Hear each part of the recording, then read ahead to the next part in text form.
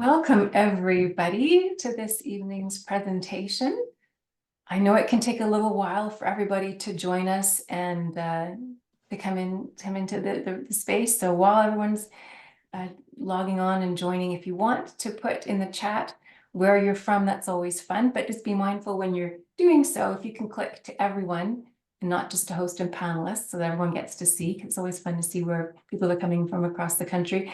I am Sarah Colber. I'm with the Canadian Wildlife Federation's Gardening for Wildlife program, and I'm actually just a little bit west of Ottawa, so it's the early evening for me. And also, if you're new to Zoom and you don't even know where to do that, just sort of move your mouse around, and at some point you'll see a black bar present itself, and then you can just click on the chat. And oh, great, people are already saying we're from Winnipeg, Mississauga, Waterloo, Kamloops, BC. Oh, that's great. I love it when we get people from coast to coast. That's fun. Alberta, Calgary. Oh, perfect. Well, while you guys keep sharing, that's fantastic. I'm just going to keep going with some housekeeping because we were a couple of minutes late due to some technical difficulties. So thank you also for your patience. Let's see. I think you can see on the screen there that please put your questions in the Q&A so I can find them at the end because they get lost in the chat. And this will be recorded, so if you want to take notes, great, but don't worry. A few days from now, I will have a Zoom email created where you'll get any relevant links, and you'll also get a recording replay of this. So let's see, people are still logging on, but I think I'm going to keep moving. And again, if you can just please put your comments in the chat, like where you're from, etc., and then in the Q&A or where your questions can go. So I'm going to, let's see where we are. I guess we can get started. So as I mentioned, I'm Sarah Colber. I'm with the Canadian Wildlife Federation's Gardening for Wildlife program. And I'm so happy you're here tonight for this evening's presentation on preventing bird collisions with Michael Mesure from FLAP Canada. And I'll start with a land acknowledgement by acknowledging that I'm on the unceded, unsurrendered territory of the Algonquin Anishinaabe Nation, and that I respect all inherent and treaty rights of Indigenous peoples across all lands. And I always find it's a lovely connection with the Gardening for Wildlife program because the Indigenous peoples are well known for being wise stewards of the land. And here we are doing our best to respect nature, only take what we need, and do our best to be wise stewards in our own corners of this beautiful country. So I think now I'm going to introduce our speaker, Michael Mesure. And Michael is the Executive Director of Fatal Light Awareness Program, also called FLAP Canada.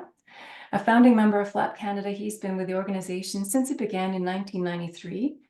Michael delivers presentations on bird building collisions, advocates for bird protection at various levels of government, and consults with city planners and others across North America on developing bird-friendly guidelines and standards. He continues to be active in bird rescue patrols and partnership building to promote bird conservation programs, including Global Bird Rescue and Bird Safe Campus, and contributes content to ornithological focus papers. Can't say that one too fast. And I know there's been much more to Michael because, my goodness, there was so much to his biography, but I had to condense it down. So Michael, please feel free to add anything else you'd like to say, but I'm going to stop sharing now and hand it over to you. Great, thank you. I'll try and share screen now myself. Share screen. I'll start the show. Perfect. Beginning. Hopefully this works. Thank you. There we go. I'm assuming you can see that, right? Yes, perfect. Perfect, thank you. All right, well, first, thank you for this opportunity. We've been scrambling here to try and get the technical issues sorted out. I'm having some Wi-Fi connectivity issues. So right now I'm sitting in my laundry room on a stool, soon to be the best spot for a signal, and hopefully it holds out for us. So let me get started. I always like to start with just providing a little bit more background about FLAP Canada, who we are, what we do. Let's see here. We started, as was mentioned, back in 1993. We were a very small core group of individuals running around the downtown core of City Toronto in search of birds that were colliding with the lit towers. Through the years, we've expanded our efforts into all aspects of this particular issue with a much stronger emphasis on the daytime collision issue. And I'll get into that later on. The bulk of our advocacy efforts is really working in developing guidelines, policies, and standards with all kinds of municipalities, regions across North America, even into Europe now. And we have other aspects of our program, which was mentioned, Global Bird Rescue and Bird Safe, which is a consulting arm of FLAP now, where we provide risk assessments for existing building owners and operators on how they can best mitigate collisions by retrofitting their buildings with birds in mind. So there's a little bit of background on FLAP. The interesting thing is, back in 1993, FLAP was the first of its kind. There was no other organization out there doing the kind of work that we were doing at the time. And now, just across North America alone, there's over 50 FLAP-like initiatives. None of them are an actual FLAP chapter. We've just helped these various interest groups, organizations introduce FLAP-like efforts in their community. And this continues to grow exponentially. But again, not just in North America, all across the globe, we're seeing other types of efforts of this nature unfolding. So this is very encouraging news. Right, bird rescue. We, as mentioned, started out, that was the primary activity. We would get down into Toronto's financial district before daybreak, and would have these set patrols looking for birds that had either dropped from exhaustion from their nocturnal migration, being attracted to the lights, or they were actually colliding out with the structures themselves. The interesting thing was that as we stuck around after daybreak, there was this whole other wave of collisions that would take place, quite often triple the number of birds that we're finding before daybreak.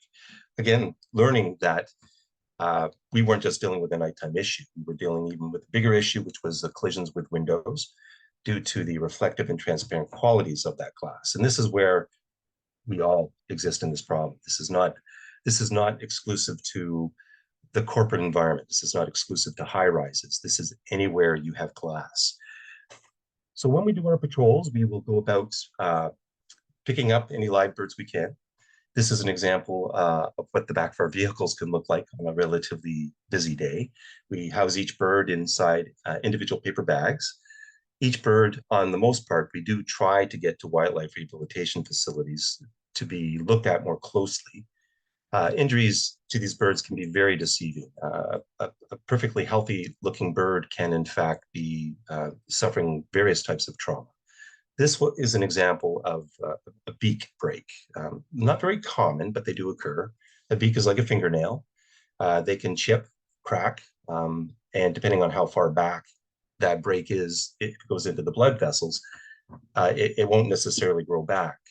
But quite often, they're able to glue these beaks back on, giving that bird an extra chance at survival. The more common injuries, however, are head trauma, which makes sense. You know, if you were to run full tilt into a brick wall, you'd be seeing stars, right? It's the same for the birds. It's various degrees of head trauma to cause of death as well, which is brain hemorrhaging. But funny enough, the statistics seem to be adding up now that the most common cause of injury and death as a result of a collision is liver ruptures. And these are very difficult to determine, even at a rehabilitation facility. So the odds aren't very good, unfortunately, even with a live bird surviving an impact from the window. We always say, please, if a bird is to collide with your window at your home, or if you see one on the street, please don't leave it there. This is not a situation where a bird's going to gain his composure, shake out the confusion and then fly on. They, on the most part, do need to see receive some form of care. And it's always good to have in your back pocket knowledge where your most local wildlife rehabilitator is that you might be able to take these birds to. Okay. The live birds that, on the most part, appear to be safe enough to be released back into the wild will drive outside of the financial district to some natural sites, to a park or a wooded ravine, and release those birds back in those regions in the hopes that they at least don't have to deal with a financial core like the City of Toronto. The dead ones, as tragic as it is, we try to put every bird to use. Through the years, every bird that we collect, they're each receive a unique tag number. That tag number is included in the data entry for each of those birds. And then at the end of each migration season, all the birds that we collected from the previous year, we do a public education layout. Through the years, this has, on the most part, happened at the Royal Ontario Museum. lately, the museum, their direction is changing, and we're now looking to do a different venue. Um, that's not easy to find. Venues of this nature allowing us to lay out thousands of dead birds for the public to see it isn't your typical request, but I'm confident we'll find the right venue. It has to be one of the most effective ways to educate the public. In the example of the ROM, when people walk through the space where we lay these birds out, these are families that are coming to the museum to take in the various exhibits. Quite often, they don't leave the room. They stay in the room until the birds have all been put back into their Ziplocs to be frozen again. People just seem to be captivated and mortified by by both the volume and the variety of species. Now, some of you may have seen this latest image. This was a photograph taken by one of our volunteers, Patricia Halamonlian, who won International Wildlife Photographer of the Year. Now, the interesting thing about this particular image is it's the first time an award has been given to the dead birds. Everything has been about birds in the wild, the beauty of seeing birds in the wild. Never before has such an image been issued such a global prestigious award. And the beauty of this particular image is it went global. All over the world, this image is now being viewed by various individuals, corporations, members of the public. It's really, really allowed us to reach an audience that we desperately needed to reach. But I mean, you can see for yourself, the whole premise of this particular image was to try and create a sense of infinity, as if what goes on outside of the image that you're seeing. The birds that our volunteers pick up are just a fraction of the birds that can be found just for the city of Toronto. So the numbers are mind-boggling. Again, this is not limited to the city of Toronto. The species we pick up, 178 species to date. The more common species we pick up are like the white-throated sparrow, the ovenbird, and the ruby-throated hummingbird. But we are also picking up listed species, Canada warbler, eastern whippoorwill, the wood thrush. Now, the interesting thing is when I started this I'm going back as far as 1989, actually, these birds didn't exist on the at-risk species list. Every year, we're seeing birds that were more common when we first started, slowly but surely ending up on this list. And it's no wonder. Now, this particular issue of bird-building collisions is considered the second leading cause of bird death across Canada, cats being number one. And so, again, this is in part because glass is everywhere. Not so much lit environments in terms of tall structures at night. That is the cause for these collisions at night. But any home, any cottage, and I'm going to give you examples of that in a moment, can cause this threat. So the two characteristics we're talking about, sorry to be a bit redundant here, but it's important to kind of make sure that we don't get too fixated on the nighttime issue. There are two issues at hand. There is the light being reflected off of glazed surfaces during the day that causes the reflection, or light transmitting through transparent walls of glass that creates this illusion and causes these collisions to occur. And then it's the brightly lit structures at night. This can be light escaping from individual office spaces. It can be architectural lighting, spotlights, variety of artificial light at night can cause this attraction to take place. Where these two issues overlap is when you have a lit environment like Toronto, attracting these birds throughout the migration seasons, those bulk of those birds do tend to survive their initial encounter with those lit structures, but then the day breaks, and suddenly these birds that would normally find themselves, in natural areas and wooded ravines and parks that instead were attracted to the brightly lit environment, then have to contend with this maze of glass. And again, that's in part why we often triple the number of birds we'll find during the daytime as they contend with all that glass. Many of you have probably already seen this statistic. Back in 2017, Cornell released a statistic that we lost close to 3 billion of our birds across North America. And, to date, the numbers continue to be revisited as to how many birds are dying each year as a result of collisions with windows. And I'll get into that statistic in a moment. But again, there just seems to be no escape of any given bird being able to, not at some point in time, encounter a structure with glass. Now, this is an example of one of the facilities that we monitor that I really think sums up beautifully how deceiving reflection can be to birds. It's hard to tell, where do the trees begin and where does the reflection end? What is being reflected and what is the real trees? And so again, it's no wonder that this is such a big problem. And the thing is that this is not just limited to birds. This can affect all kinds of wildlife. It even affects us. If you get a chance to hop onto YouTube and just type in searches for videos of people walking into or through plate glass windows, you can spend hours and hours just watching clip after clip. So we too experience this issue, not just wildlife. Then there's, again, the transparent qualities of glass, where birds are either able to see directly into those interior spaces, and often these interior spaces can have plant life in them, artificial plant life, or even real plants, that the birds are seeing that plant to fly toward. They're not seeing that invisible barrier, or they're seeing two like corners of glass where they're seeing directly through to the adjacent side of a building, or even a glass linkway is a good example of that. So again, everywhere we go, there are these types of qualities of glass in our environment. Now, what's recently grown in considerable popularity are transparent railing systems. Instead of spindles around our decks, we're using these transparent glass barriers. This has made this problem exponentially worse. We are finding that even the average homeowner, to give their home a bit of a facelift, they're getting rid of the spindles and they're buying these transparent railings. This introduction is lethal, and you have to look at a transparent railing system just like you would your own windows, any given glass. It has to be treated to make it visible to the bird's eye, and I'll give you some tips on that in a moment. This is, I think, sums up beautifully how even the smallest transparent material can be deceptive to birds. This was a patio area at a building that I monitor in Markham, that during COVID, you probably saw this yourself, they would put these plexiglass barriers between us so that we weren't breathing on each other.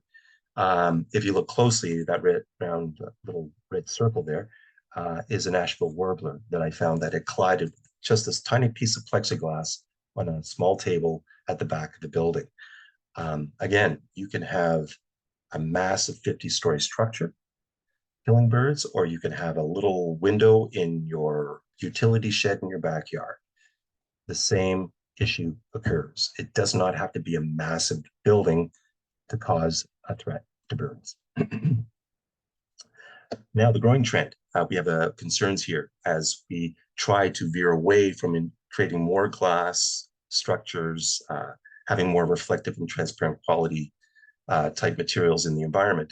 We see this, what's turning out to be a bit of a booming industry in the tourist industry, where they're creating these all mirrored glass cubes that they're dropping in the middle of forests, and they're renting these out as a retreat for people to vacation in. And the theme of these structures is immerse yourself with nature, disappear into nature, so that you can take all that in but still have the comfort of these enclosed cabins.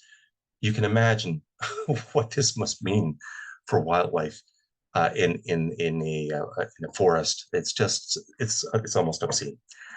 This is also a bit of a disturbing concept that is being developed by a massive network of architects across the world, where they're proposing to build these massive walls of glass that will actually be cities. They're just very tall, narrow panels of architecture that, again, is mirrored, so that the concept is that they will minimize the footprint of a building, but also have that city sort of disappear into the landscape. This is proposed to be built in Saudi Arabia.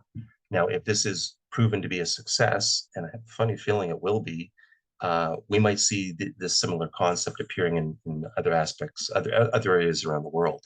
So all the more reason we have to figure out how to get on top of this problem before we make it worse.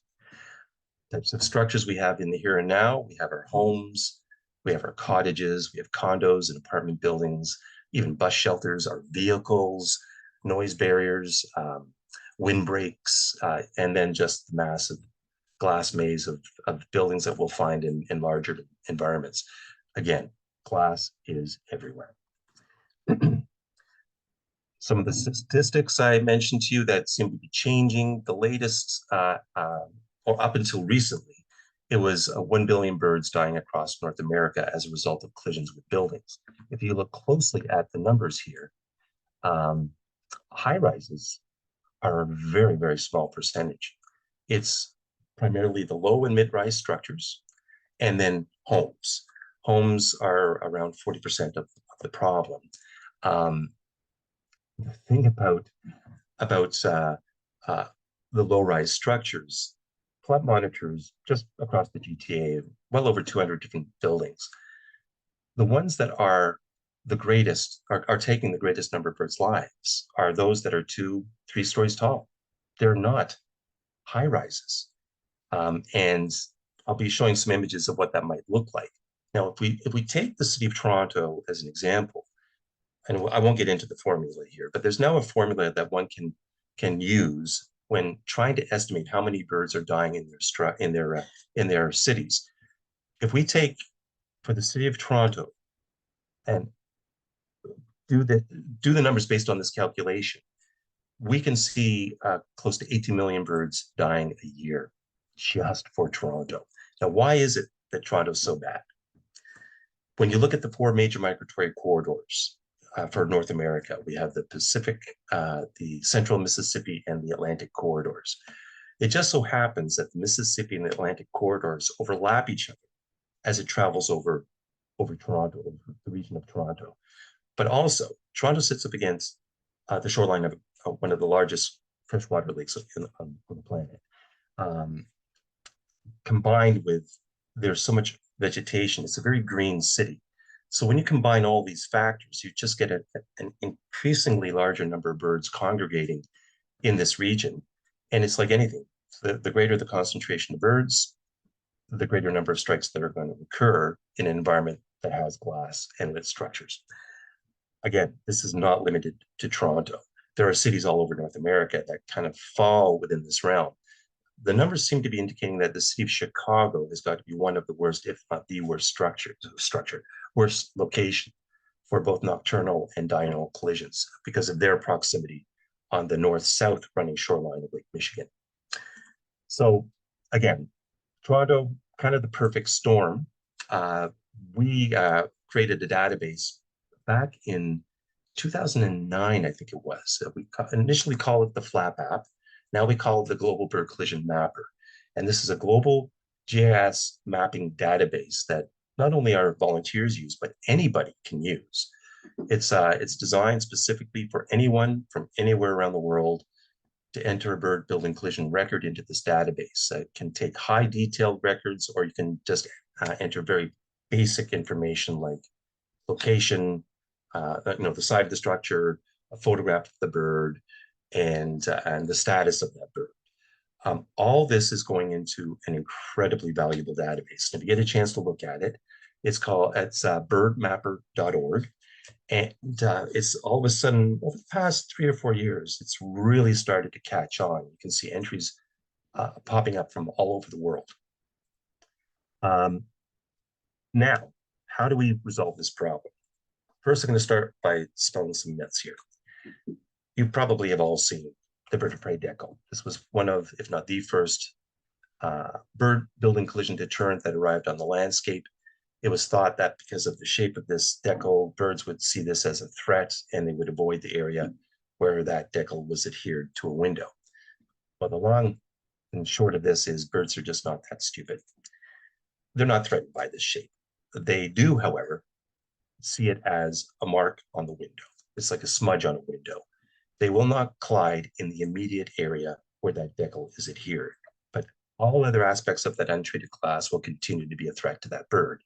And sadly, the way these are packaged, you buy one of these, you slap it up on your window, the consumer is led to believe that this will magically resolve the problem. They believe it's going to solve their problem, and they never really look back to reconsider if that is in fact doing the job it was designed to do. So I really do call this snake oil, because even though there is more than enough research to demonstrate that this does not do the job that the manufacturers are claiming them to do, they continue to sell these products hand over fist. They're making all kinds of money selling a product that does not work.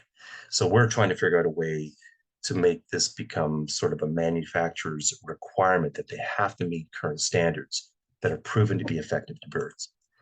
So let me give you an example of this. This is a building I monitor in the city of Markham. As you can see, it's a 2 to 3 story high structure. It's a very small footprint of a building, but it kills hundreds of birds a year.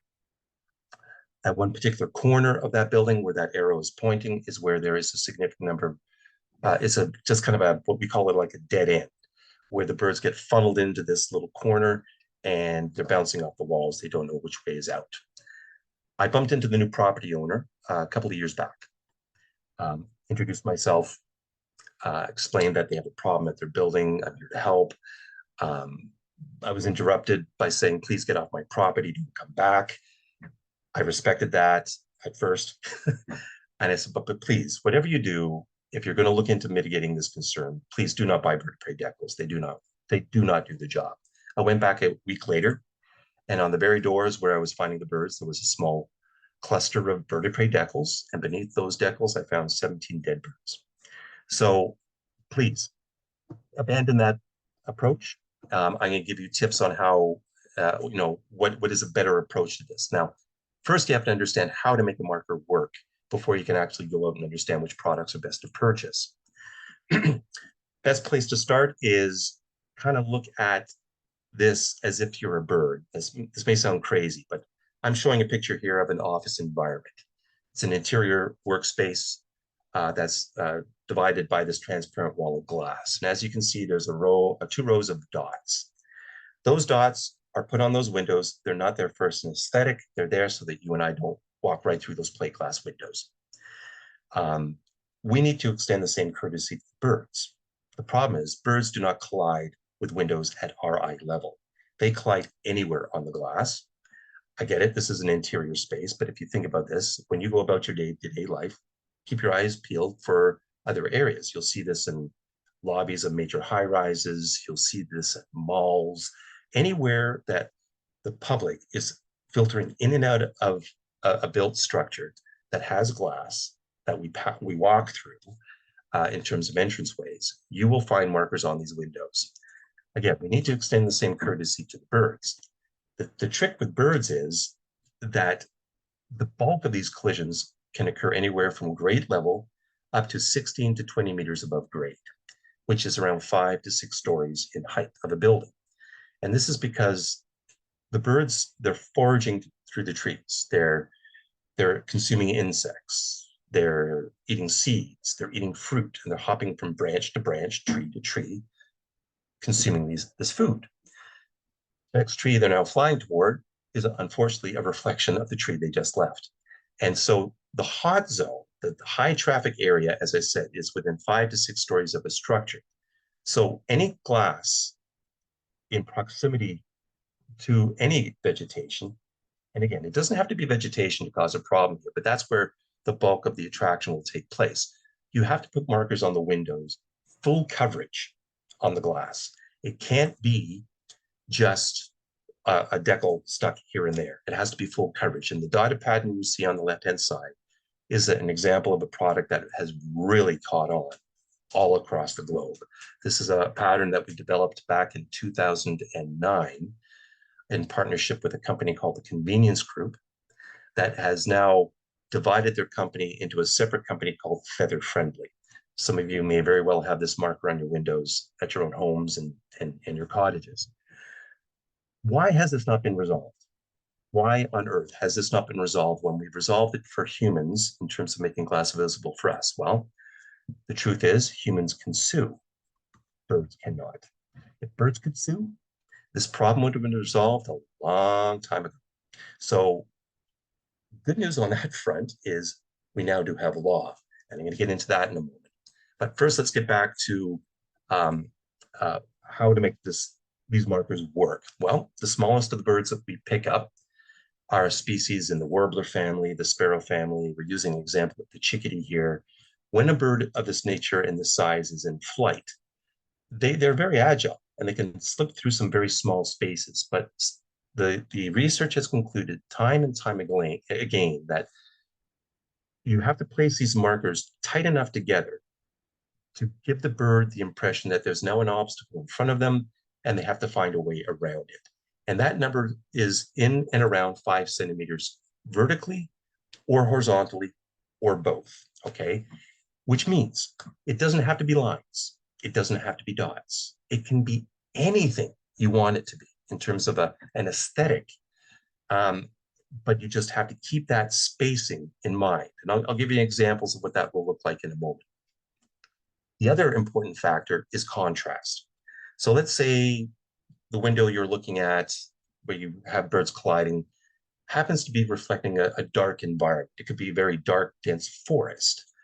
Well, if you put a dark marker on a window that's reflecting a dark environment, and as you're seeing here, the black dots, they're kind of hard to see. So you have to create contrast. The way to do that is go to a light marker.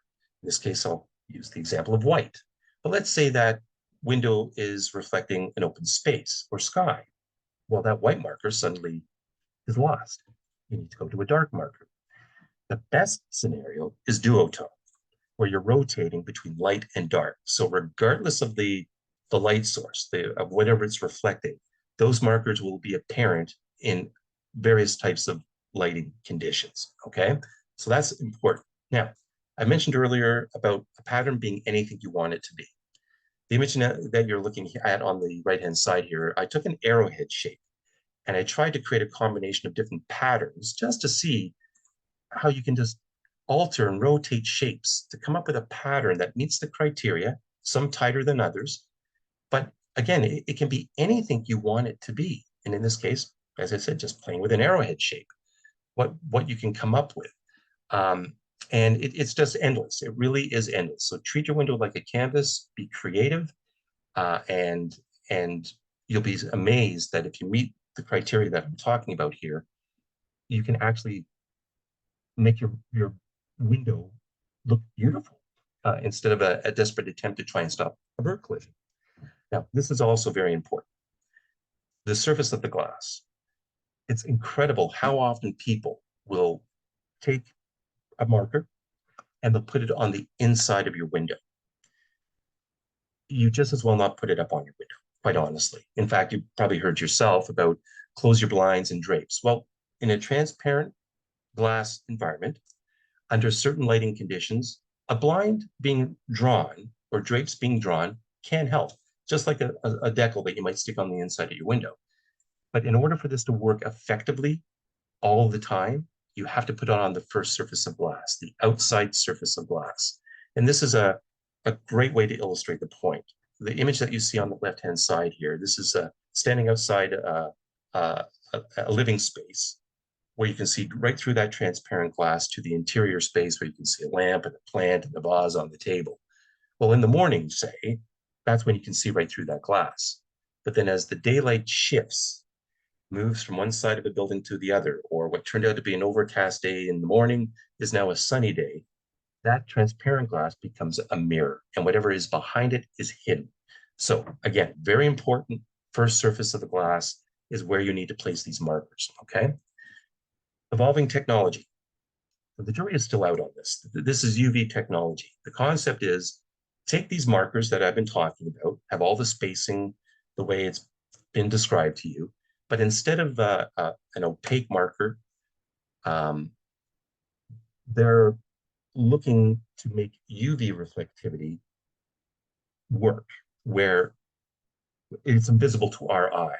Certain species of birds, a large number actually, can see a certain wavelength of ultraviolet light where we cannot. And the idea is that if you apply these reflective UV qualities on a transparent film in a pattern, the bird will see this, but we will be allowed to see glass as it always has. There's mixed views coming out of this, and there's challenges. For example, the best result in using a UV reflective quality marker is direct sunlight. If you don't have that direct sunlight hitting it, the wavelength signal is weakened. So let's say here in the Northern Hemisphere, the highest collision side of your structure is on the north side. Well, that's where you see the least amount of daylight having direct contact with that side. So you can have very little reduction in collisions. There are certain species of birds that do not see UV reflectivity that are known to collide with owls, birds of prey. Certain birds of prey do not see ultraviolet. So we're leaving a whole species of bird out for the scenario that otherwise needs our help. So my recommendation is, for now, back off of the UV, rely on more opaque visual reference. If you, and I always say this, for now, if you can't see these markers, the birds can't see the markers, okay? This is an example. The bird on the right is how we perceive this particular species. The bird on the left is how they perceive each other. And again, this is how the bird's ability to see ultraviolet light works. How did they find all this stuff out? Well, this started in Europe, actually Austria. A gentleman by the name of Martin Rosler created this flight tunnel. And the concept is that the birds would be misnetted. They would be taken to a very small opening at one end of this flight tunnel. And down the adjacent end of this dark tunnel, there would be two panels of glass, one treated with a marker, the other without. In front of that glass is a net, so that as the birds travel down this darkened tunnel toward this glass, they would count how many times the bird flies to the right or to the left. And they were able to measure a certain level of effectiveness by the number of times it would divert right or left. The other approach is by a gentleman by the name of Dr. Daniel Clem out of Muhlenberg College in Pennsylvania. He actually started with the flight tunnel and he abandoned it. He felt it wasn't a fair representation of how the birds perceive the built environment in the natural world. And what he did instead is he created a series of feeding stations. And a short distance away from each feeding station, they would roll out these panels of glass. Some were treated, some were not. Some had one treatment versus another treatment on another panel. And they would count the number of times a bird collided with these panels of glass. There would be smudge marks sometimes. Many birds would collide and die into these basins at the base of these windows. Now, the flight tunnel, far less invasive to a bird. Sadly, tragically, birds are dying in this particular tunnel, or sorry, in this particular field study. But quite frankly, in the real world, trying to really figure out how a bird is going to be responding to a marker in the natural environment, this is by far the more accurate. And the way I describe it, picture yourself standing on the edge of a cliff, and at the bottom of this cliff, there's rocks and there's sand. And you're about to be pushed off that cliff, and you have to decide, am I going to fall on the rocks or am I going to fall on the sand? When you capture a wild bird, take it to this dark tunnel and have it fly down that tunnel, it's in escape mode. It's going to do almost anything to get out. Where in the case of Dr. Daniel Clem's study, they're just going about their normal day. They're doing their thing. So unfortunately, this is the better way to go. ABC also adopted the flight tunnel experiment.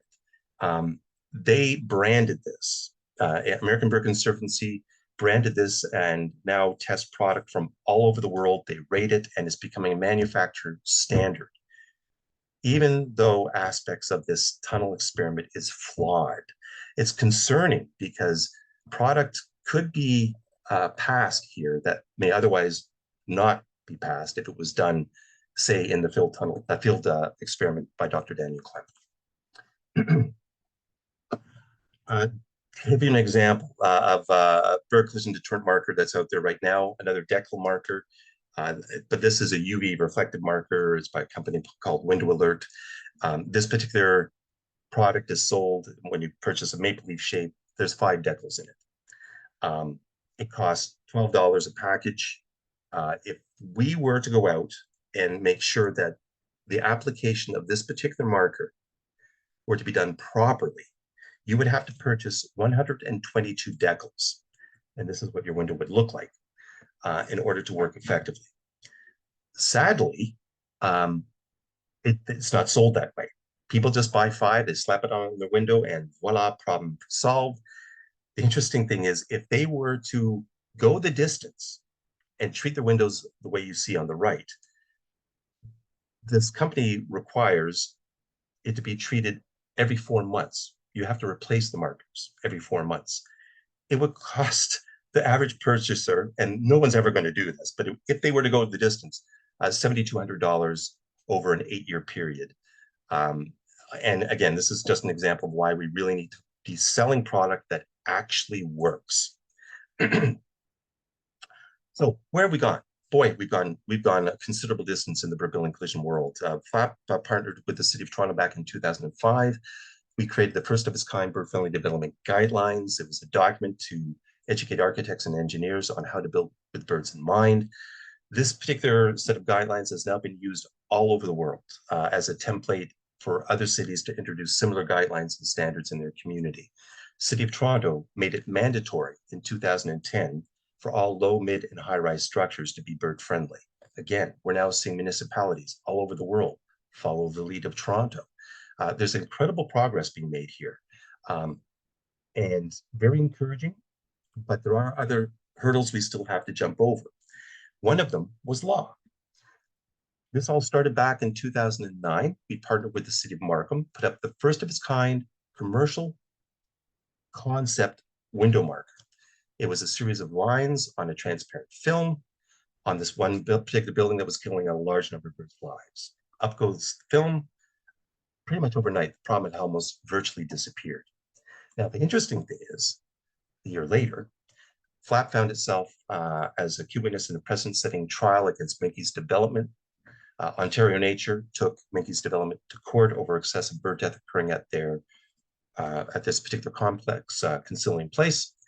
Leading up to the trial, the building owner wanted nothing to do with treating their windows, but wouldn't you know it, midway through the trial, this is where the dotted pattern was born. They came to us and said, look, we want to demonstrate to the courts how serious about protecting birds.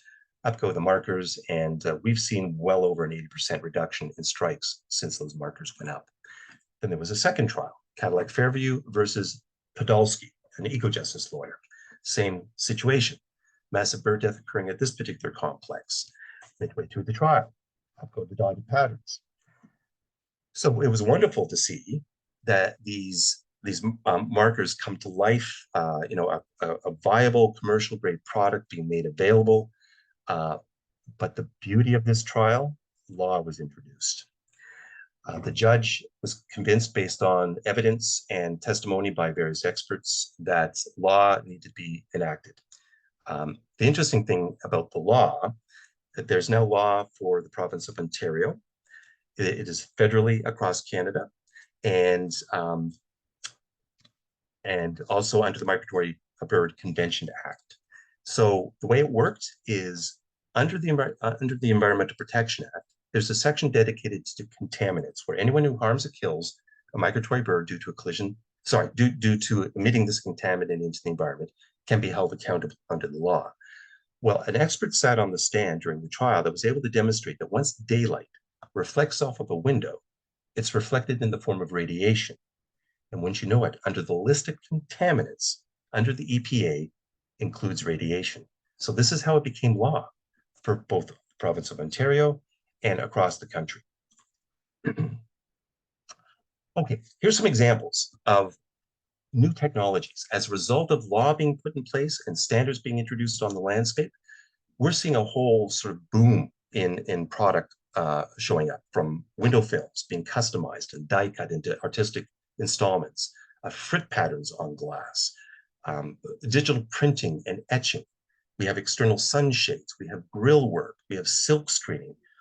All of these, I shouldn't say all, the ones that are actually applied to the surface of a glass, namely the window films, fritting, digital printing, silk screening, those never existed before the trial, because everything was allowed to have second surface or further in on the glass to be treated. But the trial made it mandatory for first surface. So they figured out how to make these products work on an exterior application. And now we're seeing this showing up in all kinds of buildings across Toronto, all kinds of cities across North America. What can you do at home? It's a little easier at home because it's our privacy. We can do what we feel we're comfortable with our own windows. You can purchase shelving paper with unique patterns and adheres to the surface of your glass. You can temporarily treat your windows by whitewashing the glass and clean it outside of the migration seasons. You can buy oil-based markers that allows you to draw on the windows. You can buy sunshades and again, grill work. You can get cable systems that hang in front of your windows. There's a whole gamut of techniques. You can purchase product or you can just work with different materials around your own home without spending a cent. As long as you meet the criteria as I've been describing to you before, this will help save so many birds' lives. So please, if you're interested in learning more about these techniques, go to flap.org under the homeowner section, and it lists these and other types of products and techniques you can try. And it's quite affordable if you actually have to go out and purchase some of this product yourself. Landmark retrofit here. I don't know if you're familiar with the City of Toronto, but in the City of Toronto, we have a historic landmark site called the Toronto Dominion Centre. It has historically been killing thousands of birds' lives year after year. And as a result of a lot of public pressure, a kind of an evolution in taking this issue seriously, they, going back now 3 years, totally retrofitted all 7 buildings that they have on their property. It was well over $1 million retrofit. So what we're seeing now is these massive retrofits taking place, not just little mom pop shop type installations. These are massive scale retrofits happening all over the world. One of the more timely ones was McCormick Place in the city of Chicago. McCormick Place is one of the world's largest convention centers, had a history of bird death.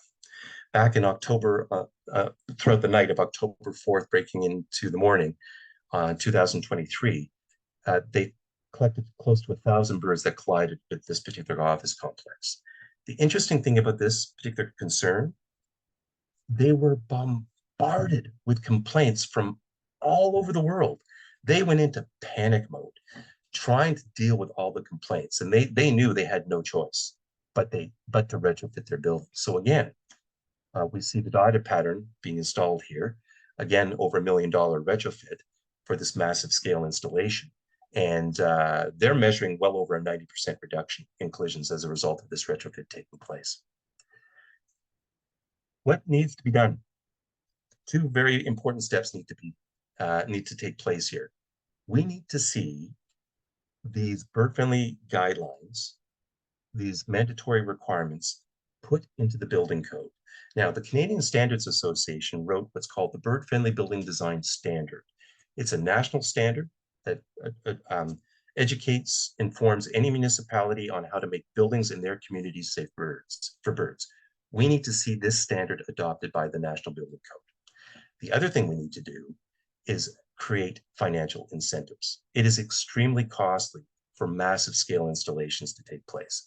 There needs to be tax incentives. There needs to be programs put in place to make this affordable for people to invest in, because we're more likely to see more wide-scale retrofits take place if it were more affordable. So those are 2 of the primary last steps we need to see happen here, and I think we'll be well on our way to saving so many birds' lives. So to close here, there are just a few more slides, but just to kind of emphasize the importance here, the birds that we pick up, they're not Canada geese, they're not pigeons, they're not house sparrows. These are, on the most part, songbirds, neotropical migrating species. The role they play in the environment is crucial. They consume billions of insects, they pollinate plants, they distribute seeds, they provide food for other forms of wildlife. But the other aspect is the economy. The bird watching industry is a multi-billion-dollar industry for North America. If you have a bird feeder in your backyard, you're a bird watcher. You go into any hardware store, a Home Depot, a Lowe's, even a grocery store, sometimes corner stores, of all the product they can sell, you'll see birdseed on the shelf. And that's because it moves off the shelf. But there's also the bird building collision industry. We're seeing, as I mentioned earlier, all those examples of different products arriving on the landscape. this is a booming industry that is going to create more jobs. It's going to create more industry. It's a very promising direction moving forward. And so combine these together, you can see how important it is for us to protect these birds. Now, I mentioned the Global Bird Collision Mapper. Please go to birdmapper.org, download our app onto your phone so that anywhere you go about your day-to-day life, you'll always have that on hand. In that chance you find a bird colliding with a window, please enter that into the database. Community science has become a key aspect for future understanding of these issues. So please keep this on hand. We also have a do-it-yourself risk assessment where you can assess each window at your home and determine which ones have the greatest risk for bird collisions. We always say that once you've done this assessment, if anything falls under the lethal to high risk, treat those windows immediately because I guarantee you birds are colliding with it. You can find this app at flapapp.ca. And then the last one is an app we created to try and track good, okay, and bad buildings. It's a series of questions. They're very quick, easy questions, and it will drop a marker on the map where we can find some of the best and worst examples of buildings out there. We hope that the ones that are the worst of the bunch, we can convince to retrofit their buildings as this whole bird building collision movement continues to grow. And last thing here is our Global Bird Rescue event. We have the Global Bird Rescue is a week-long event that we hold typically in the last week of September. This year it's September 22nd to September 28th. And the object of this is you register, you can participate alone, you can participate as a group, and we just ask people to go out over that 7-day period and make a concerted effort for looking for bird collisions in your community. It could be at your home, your cottage, it could be at the workplace. It doesn't matter where you do this. You can do it for 1 hour over that 7-day period, or you can be up 24/7 if you wish. It's totally up to you. And all those records we ask be entered into the Global Bird Collision Mapper. Okay, so if you want to learn more about this event, just go to globalbirdrescue.org and it gives you all the details on how you can participate. All right, and that is my presentation. Now I have no idea what time it is, but and I realize I crammed a whole pile in there. Yeah, that's time is it? fantastic. It's 5 to 8. Oh, perfect. But that was such a great presentation, and you did cram a whole lot in there, and you did it so well and so clearly. And I could see in the comments people were really appreciating this. I really appreciated this. I'm familiar with a lot of what you said, but again, I get even more information and takes it a bit deeper. So I really appreciate that. And of course, what a sport. I mean, hunkering down on a stool in your laundry room to get better Wi-Fi. Like, thank you so much for even by a lantern here. I got like the warmth of a glow of a lantern here. So there you go. But dedication on many levels. And I was going to ask, in terms of volunteering, if people actually aren't in a spot where FLAP is operating, there are perhaps other ways to volunteer, but you shared a bunch of websites, and everybody, I will put those in the follow-up email that comes with the recording replay link.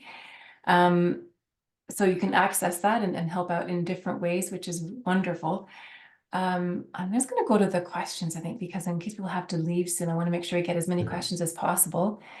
At the beginning of the presentation, someone asked, are collisions the cause of death in all these birds in the display when you were showing the pictures at the very beginning? Yes, those are all direct result of collision with a window. Okay. Yes. Nicole says, my mom was on the Rito and put on the clear railing. She put decals on to help the birds not fly into. Any other recommendations? Right. So I guess you did cover, and you did cover a lot at the end, because this was asked early on in the presentation. Right. So. Sorry. Yeah, that's right. Yeah. Again, it can be anything you want it to be. You can get tape if you want. You can do anything for the windows as long as you're creating that visual reference that meets the criteria. The birds don't care. They just see it as an object to fly around, right? Yeah. Okay.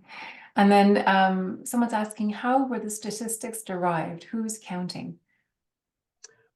The ones about the 1 billion birds. Is that the statistic? Well, that was asked around 7:30. So you were sort of, partway through. Yeah, that would have been around the 1 billion birds.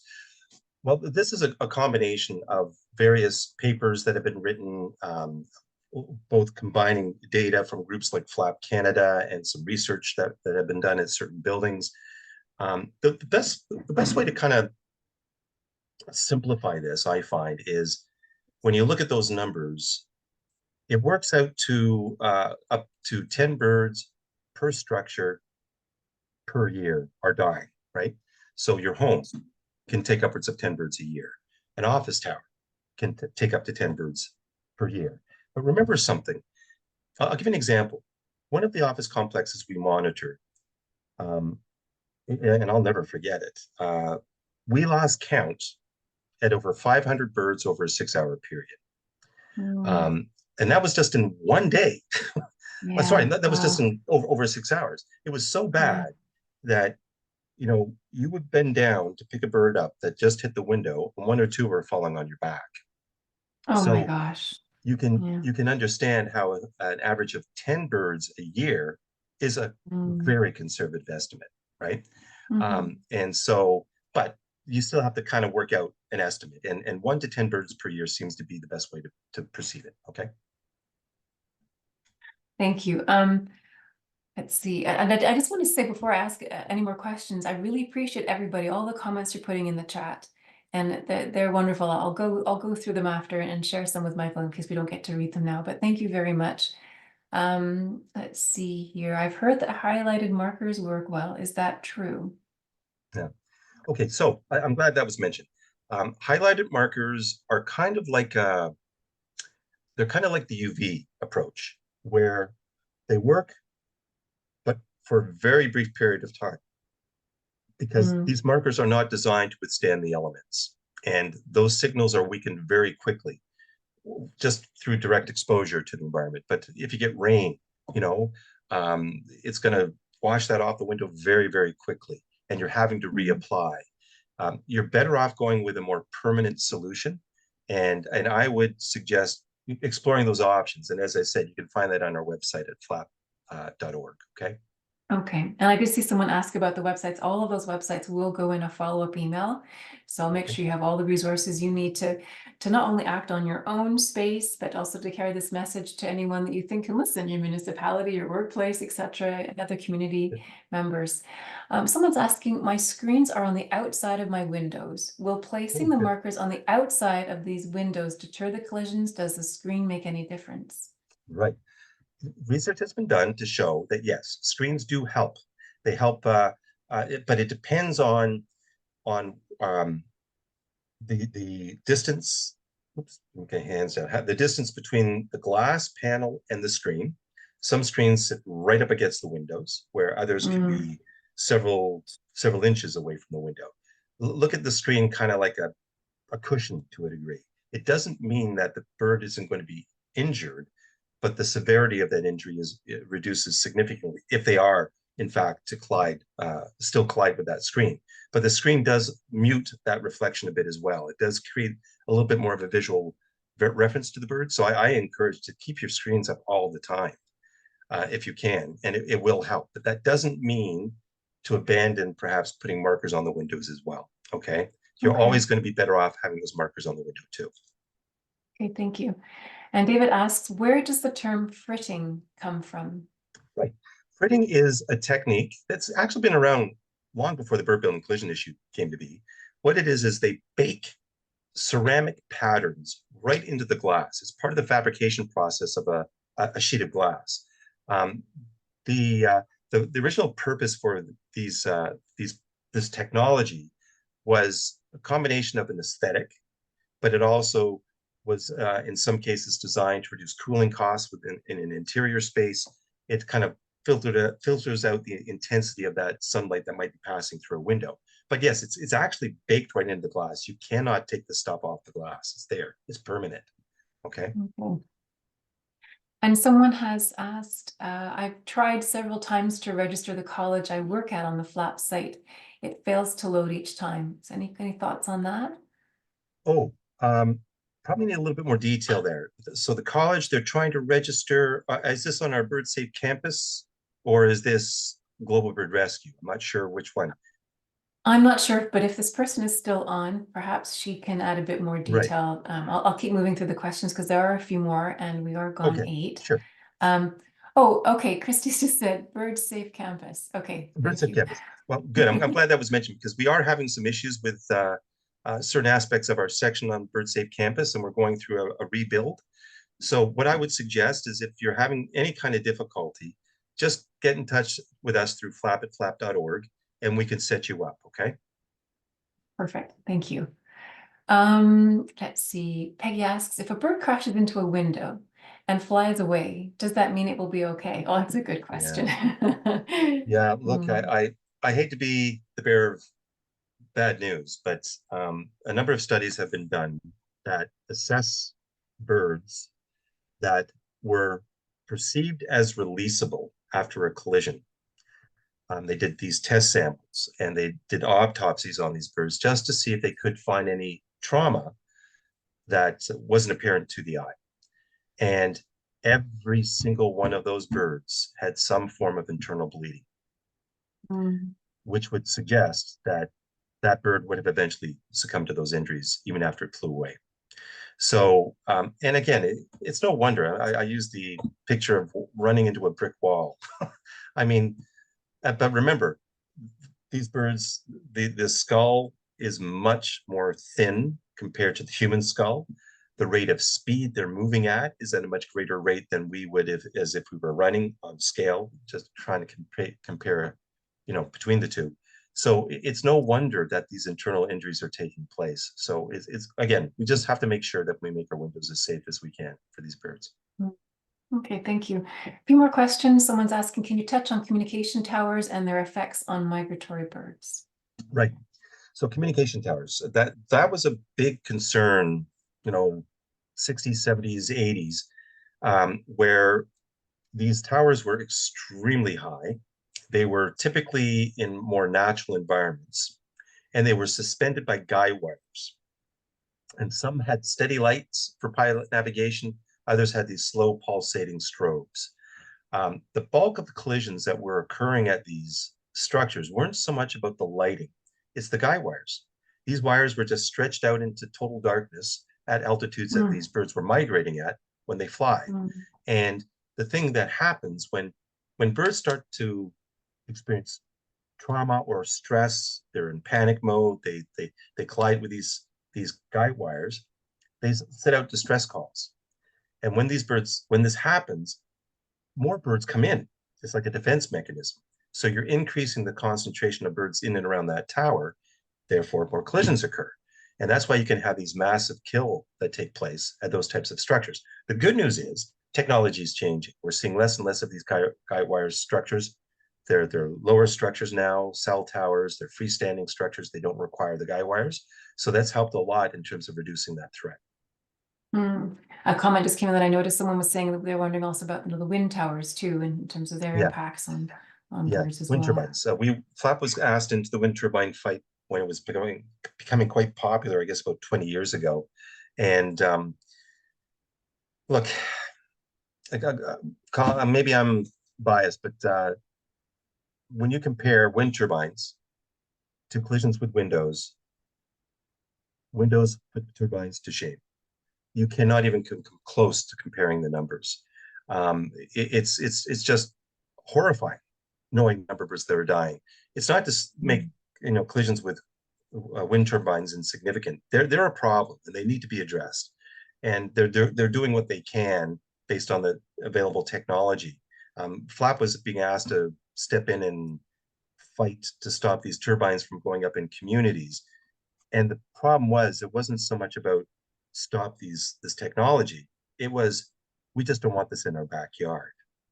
Mm, They can go somewhere mm, else, not in my backyard. mm. Yeah. And we had to step up and say, look, if Flap stands a chance to save the most birds possible in terms of collisions with buildings, we have to maintain our focus, and that's why we've just been focusing specifically on the bird building collision issue.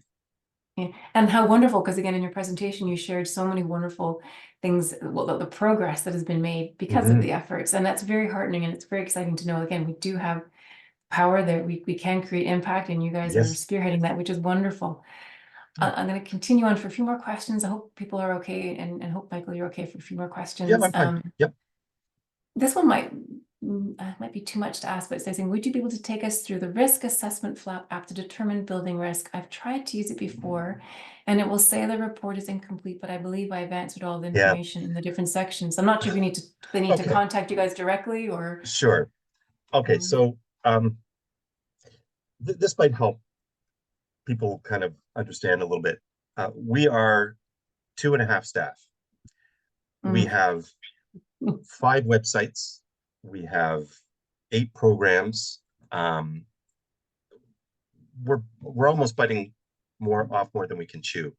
And things like what you're experiencing with the app is not new to us. We're always trying to figure out these problems. What I can suggest, though, is there's a much more simple app. I think it's 7 questions, really easy, on our birdsafe.ca website that you can use.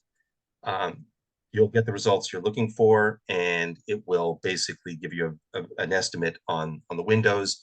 You won't have the problem like you are with the flap app at this point in time. Okay. Okay, perfect. Are these decals weatherproof? I guess they're referring to the dots and other Oh, I things see. that you Oh, the were. dots. Oh, I'm glad that was mentioned. Yes. So um, this is something you have to be aware of. Make sure that whatever product you're looking at, especially window film, make sure that there is a warranty. I mentioned the maple leaf decals being replaced every 4 months. Come on, who's going to do that? Who's going to replace? It's silly.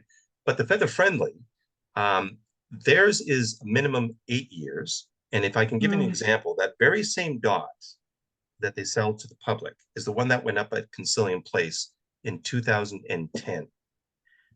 So we're going, what, 15 years ago? It looks brand new. So these have a very life expectancy. And the interesting thing is Feather Friendly's introduced a new product, same sort of principle, but it has a 15-year warranty on it. So Wow. warranties are really, really important here, because the last thing you want is to be investing in something, even if it didn't cost that much money, but you don't want to be putting it up Yeah. and finding the markers are falling off the next day. So do be picky. And if you go into a Wild Birds Unlimited, say, look, I want to buy something that's going to last. And chances are the only one they'll be able to point you to at this point in time will be the dotted pattern by Feather Friendly. Okay. We have them on our building, our headquarters, Canadian Wildlife Federation, and they've been on for a number of years, and they still look Yeah, perfectly they're good. great. Yeah. Yeah. Someone saying a challenge for applying the dots is applying them. Are there any Yes. services that you would recommend? I know, for Ah, instance, they say, make sure that the surface is not too hot, make sure it's clean, but I'm not right. sure if this person is hoping for someone to come and do it for them as well in Right. person. They are not alone. This is one of the problems with do-it-yourself projects like this. Putting stuff up on windows, depending on your home, access to the glass can be extremely challenging. So there's 2 things you can consider. Feather Friendly now, instead of selling the dotted pattern in rows in a tape, oops, I'm going blurry here. I've gone blurry. um, they now sell them in rows of 6. So you can buy, instead of doing 1 row at a time, you can do 6 rows at a time. So it saves you time in the installation. But what some people have tried and have been successful at is look up your local window cleaning company, a company that cleans residential windows, and say, hey, look, would you be willing to install this for me? They'll charge a fee for it, obviously, but a number of homeowners have been successful at, at locating these types of services in their community, even though they didn't never intended to do that kind of installation. They're paying these companies to do this kind of work, and it's worked. Okay, so consider that a window cleaning company. Perfect, thank you. 4 last questions, then we'll have to say goodnight. Are there Sure. companies working on windows that have built-in bird prevention materials? Oh, yes. Well, the fritted patterns I was telling you about, the window films, these are now being manufactured. There's bird-friendly windows being manufactured by North America's largest window fabricators. Guardian Glass is one, Pilkington Glass, Walker Glass. They're all now selling large-scale manufacturing of this product. And the reason they're doing this is there's money to be made in it now. there's a demand, right? These are not just one or two buildings. These are entire structures being designed uh, with birds in mind, in need of these types of products. So it's really become a booming industry now, and we're only going to see it get bigger. Okay.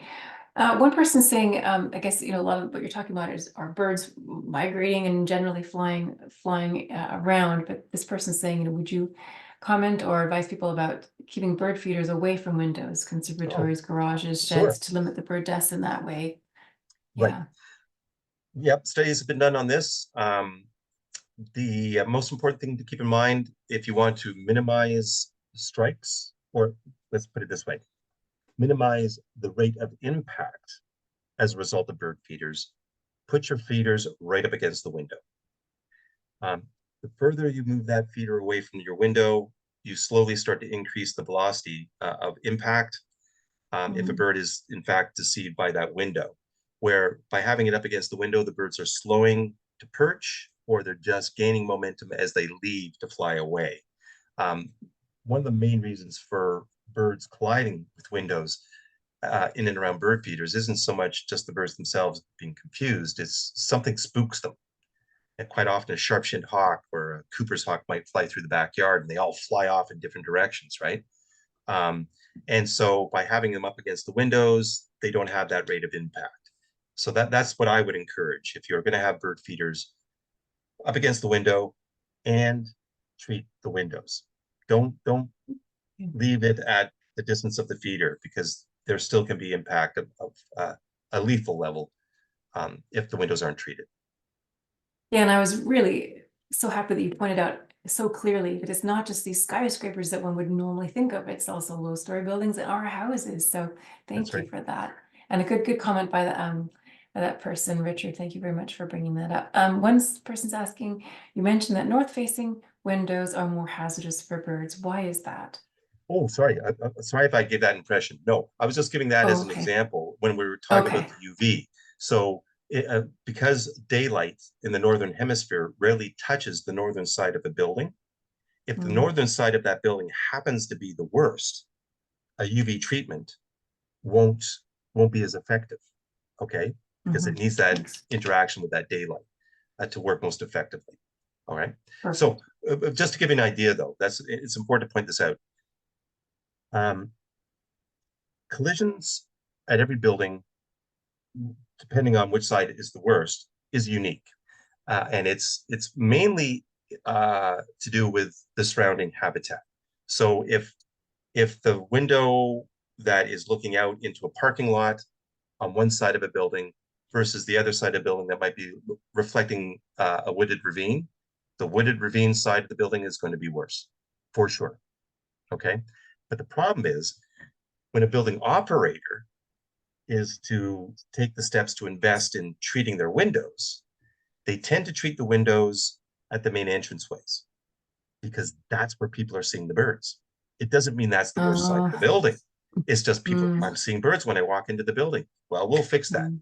They treat the windows by the main entranceway when all the while the worst side of the structure is on the adjacent site where nobody goes, right? So this is why it's so important to have the building assessed. If you're going to be spending money to mitigate this concern, start with the worst sides of the structure, but make sure you've identified the worst side of the structures. Thank you. So the last question, Amanda's asking, I heard there is a training program for FLAP volunteers. Is there one coming up?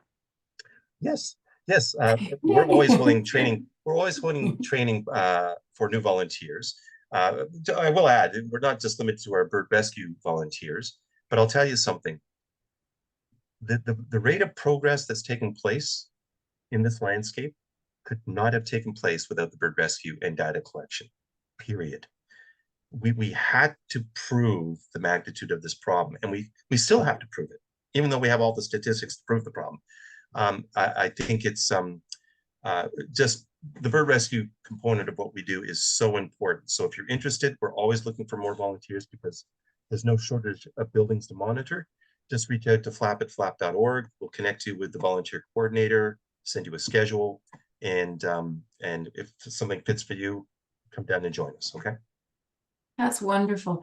And that I think concludes all the questions. Someone had made a comment about Okay. how she's in a 3-story house and can't do it herself, but at least you addressed that. There are companies that can Yeah. come and help us. So that's Yeah. super. So I want to thank everybody for your comments, your questions. That's wonderful participation, and your enthusiasm and commitment is terrific. But Michael, thank you so much. That was You're welcome. fantastic. You stayed on for such a long time. You answered all these questions so beautifully for us, and I really appreciate it. I think everybody else is saying thank you too. So thank you so Yeah. much to Oh, all no those of you that problem. stuck on so long too. Can I just drop a very quick call for action? Please. I mentioned the building code. The building code is a really big step we have to take here. Building code is there primarily for human safety. The building code has to date never really addressed a wildlife conservation concern under code. So this is new territory for building code, but I'm confident we're going to get there. But the only way we're going to get there is through the demand. Please, if you can, go to flap.org, go to the Ontario Building Code section of the website. There's a template later you can download. Fire a letter off to the National Building Code. Fire a letter off to your local minister. Fire a letter off to your local councillor talking about the importance of having the building code adopt the CSA standard. This is what they need to hear if they're going to take this seriously enough to integrate into the code. Okay. And you mentioned referencing the Ontario template, I think you said, but this can apply to any province. They can bring this to anyone that has any kind of clout that they can bring this to. That's right. Okay, That's right. thank you. Okay. Perfect. Yeah, thank you so much. Well, thank you, everybody. Have a really good night wherever you are. What time of day it is for you. Have a great rest of the day. Thank you, Michael. You can now get out of your laundry room and off the stool. Thank you. Thank you Thank very you. much. Take care, Okay. everybody. Bye-bye. Bye-bye.